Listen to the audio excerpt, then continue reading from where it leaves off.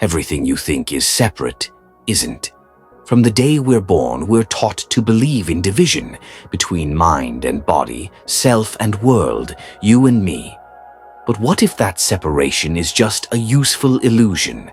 What if, beneath the surface of reality, there is a field, a vast invisible web, where everything is connected, where you are not an isolated being, but a frequency, part of a much larger signal? Science is beginning to uncover something astonishing, something philosophers have hinted at for centuries. The mind may not be confined to the brain, and reality may not be as solid or as separate as it seems. Imagine this. You're holding two identical tuning forks. Strike one, and the other starts to vibrate, even from a distance. Now swap those forks for particles and swap distance for anywhere in the universe. That's the essence of quantum entanglement, a phenomenon so strange even Einstein called it spooky action at a distance.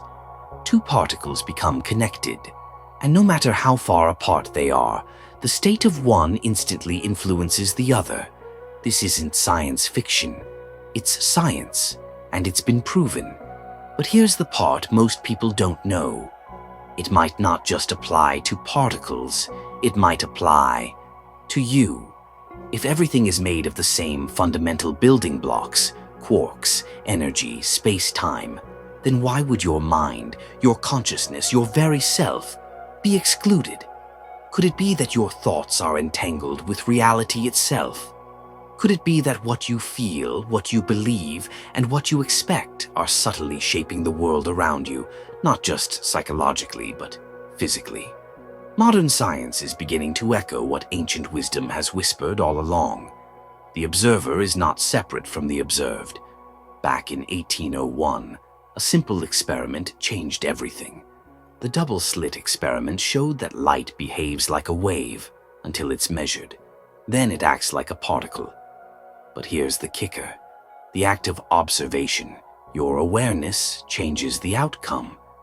Reality behaves differently when you look at it. This isn't just physics, it's philosophy. It forces us to ask, what is the mind really? And what is it capable of? Let's talk about something closer to home. Your thoughts. They may seem harmless, contained, even forgettable. But each thought carries energy. It creates a subtle chemical, electrical, and vibrational ripple.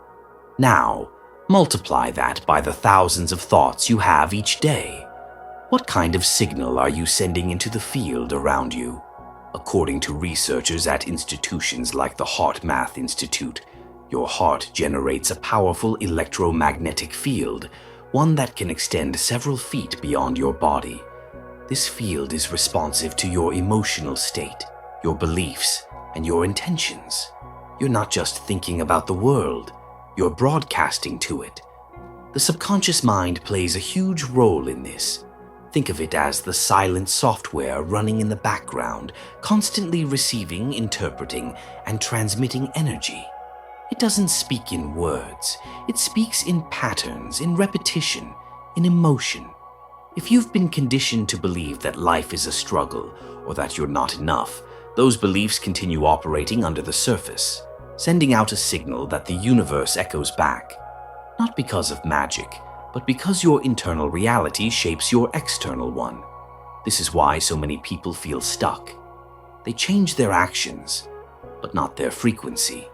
They say they want success, but deep down, their subconscious is tuned to scarcity. And the universe listens. Let's make this real. Have you ever had a day where everything just seemed to go wrong? Where one bad mood spiraled into missed calls, flat tires, tense conversations? Or the opposite, a day when you felt unstoppable and everything aligned effortlessly? That's not random. That's resonance. That's coherence. When your mind and heart are in alignment, when your thoughts, feelings, and subconscious beliefs all point in the same direction, you create coherence in your energy field. And when that happens, your external world starts to reflect your internal harmony. The philosopher Alan Watts once said, You are the universe experiencing itself. What if that's more than just poetic? What if it's literal? What if, by becoming more conscious, more present, more intentional, you don't just change your life, but begin to influence a wider field of reality? Because if everything is entangled, if consciousness is non-local, then every shift you make within ripples outward. You are not powerless. You are a signal tower for the universe. Now, let's talk about how to use this. If your subconscious holds the key, then reprogramming it is essential. But how? It starts with awareness, then repetition, then emotion. Meditation is one of the most powerful tools we have. In deep meditative states, especially theta brainwaves, you bypass the critical, analytical mind and access the subconscious directly. Visualization adds power. When you imagine a future reality with clarity and feeling, your brain begins to treat it as real. It adjusts your emotions, your physiology, and your energy accordingly. Affirmations work too, but only if you feel them. I am enough. My energy attracts opportunities. I am aligned with the flow of the universe. Say them with emotion, and the signal becomes stronger. You can also use tools like emotional release techniques, EFT, neuro-linguistic programming, or simply journaling to identify and release outdated beliefs. The key is consistency.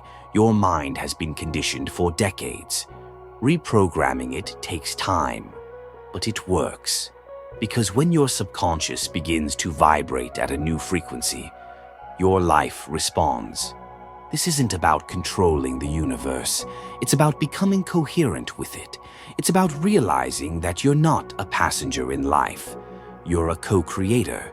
Science may not yet fully understand how the mind interacts with the quantum field, but the evidence is growing. And philosophy has long prepared us for this truth, that the self is not a closed system, that the mind and universe are intertwined, that you are more powerful than you've been told. So, the next time you catch yourself thinking small, pause.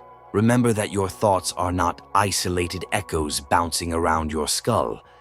They're threads in a much larger web, waves in a cosmic sea. And when you change your frequency, you don't just change your mind. You change the field around you. You begin to attract, not chase.